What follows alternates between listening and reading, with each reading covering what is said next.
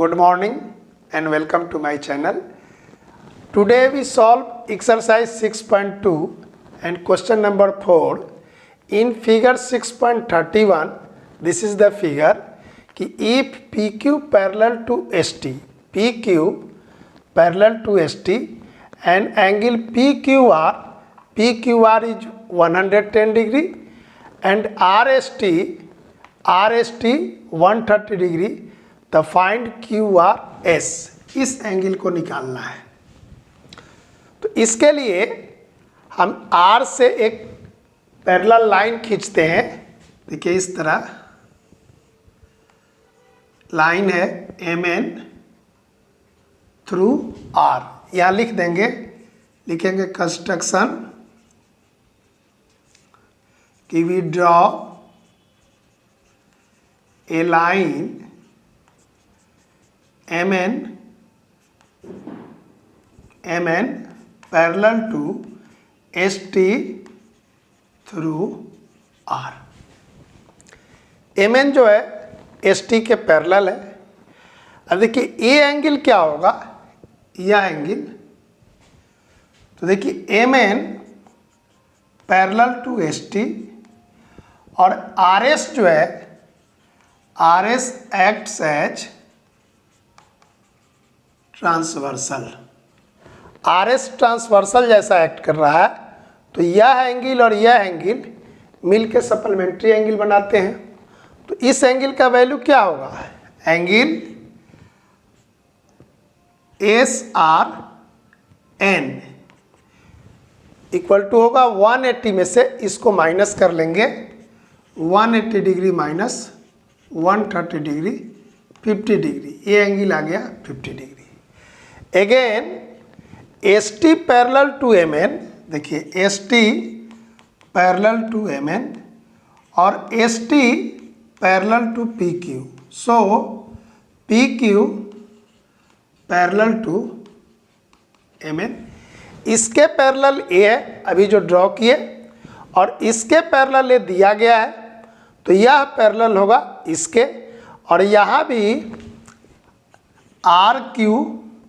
RQ acts as transversal, और ये transversal के एक साइड का एंगल है 110। तो ये एंगल क्या होगा, 180 में से 110 को माइनस कर लेंगे। तो लिखेंगे angle QRM equal to 180 degree minus 110, that is 70 degree. ये हो गया 70 डिग्री। इसका वैल्यू क्या होगा, तो ये पूरा एंगल मिलके देखिए 180 होगा। तो 180 में से इसको और इसको माइनस कर लेंगे। तो लिखेंगे angle QRS equal to 180 degree minus 70 degree minus 50 degree and that is 60 degree. Next question है 5। In figure 6.32, this is figure, if AB parallel to CD, angle APQ 50 degree and angle PRD 127 degree, find X and Y। इस angle और इस angle का value निकालना है। Given क्या है, AB parallel to CD। यहाँ पर देखिए PQ क्या है, ट्रांसवर्सल जैसा है। तो लिखेंगे PQ acts as ट्रांसवर्सल। तो देखिए ये एंगल और ये एंगल अल्टरनेट एंगल है। सो x इक्वल टू क्या होगा, 50 डिग्री। यहाँ लिखेंगे angle APQ equal to x, लिख देंगे अल्टरनेट एंगल। तो APQ का वैल्यू कितना है, 50 degree. So x equal to 50 degree, ये फर्स्ट निकल गया। सेकंड क्या निकालना है, y। देखिए यहाँ पर फिर AB और CD पैरेलल है। PR क्या है, देखिए ट्रांसवर्सल जैसा है। तो ये पूरा एंगल यहाँ से लेके यहाँ तक एंगल और ए एंगल इक्वल होगा। तो लिखेंगे कि A B parallel to C D and P R is a transversal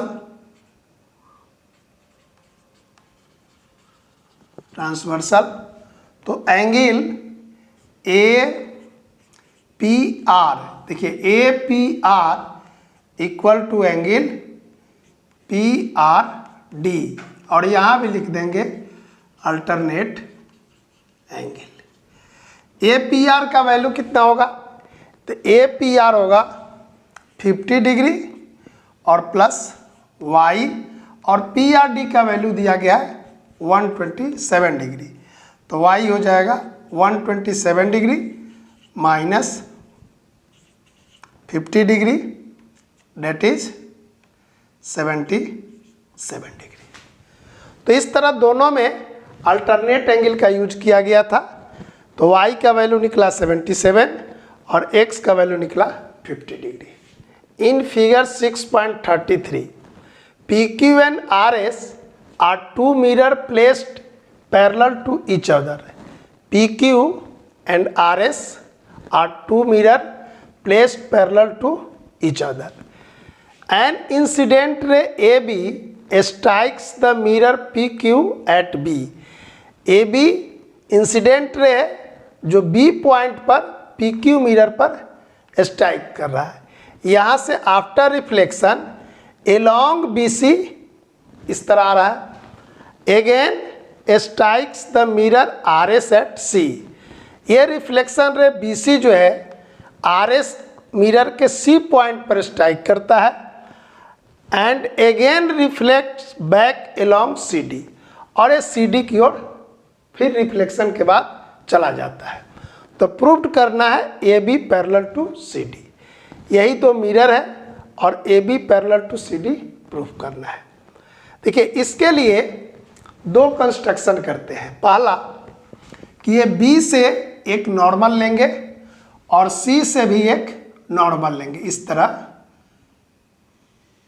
B से लिए BM और C से CN। इसको लिखेंगे कि BM and CN are normals, so BM parallel to CN। BM और CN पैरेलल होंगे क्योंकि ये दोनों नॉर्मल है। AB रे ऑफ इंसिडेंस है और यहाँ पर BC रे ऑफ रिफ्लेक्शन है।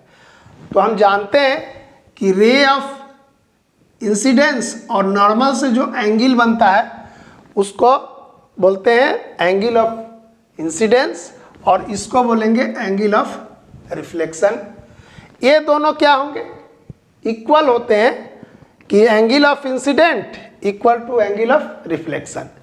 इसका नंबर डाल देते हैं 1 और 2, और यहाँ भी देखिए BC यहाँ पर रे ऑफ इंसिडेंट जैसा कार्य कर रहा है और CD रे ऑफ रिफ्लेक्शन का। तो ये होगा I और ये होगा R। I means angle of incidence और R means angle of reflection. तो यहाँ पर हम I1 डाल देते हैं और ये R1 लिख देते हैं। चूँकि यहाँ पर IR लिखे हुए हैं, अलग अलग लिख दिए। इसका नाम डाल दिए 3 और इसका 4।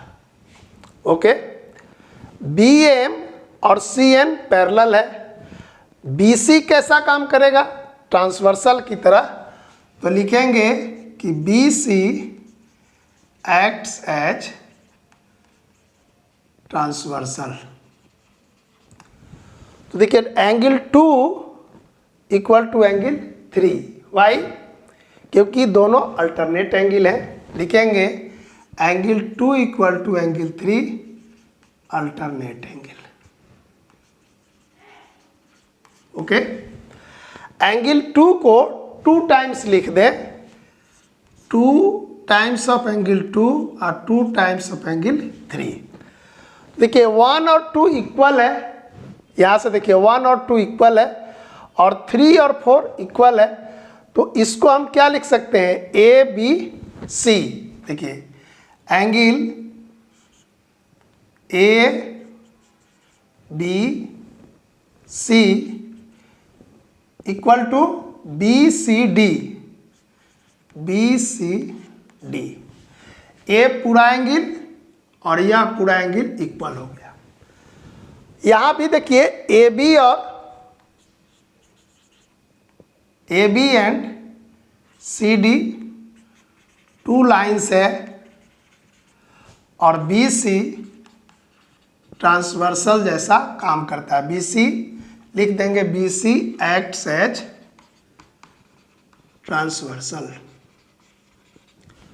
तो ये एंगल और ये एंगल क्या होंगे? अल्टरनेट एंगल है, लेकिन यहाँ पर ये दोनों एंगल क्या है? इक्वल है। तो लिख देंगे कि angle A B C equal to angle B C D, but both are alternate angle, so A B parallel to C D. यहाँ पर हम लोग दो चीज यूज किए। पहला angle of incidence equal to angle of reflection, और इसके लिए यहाँ पर ये नॉर्मल यूज किए थे, और यहाँ भी angle of incidence equal to angle of reflection, इसके लिए सी एन नॉर्मल यूज किए थे। और ये पूरा एंगल मिलाकर और ये पूरा एंगल मिलाकर अल्टरनेट एंगल है, और दोनों अल्टरनेट एंगल क्या है? इक्वल है, इसलिए लिख देंगे A B parallel to C D. Okay, next day कुछ थ्योरम्स करेंगे, उसके बाद फिर क्वेश्चंस करेंगे। Thank you.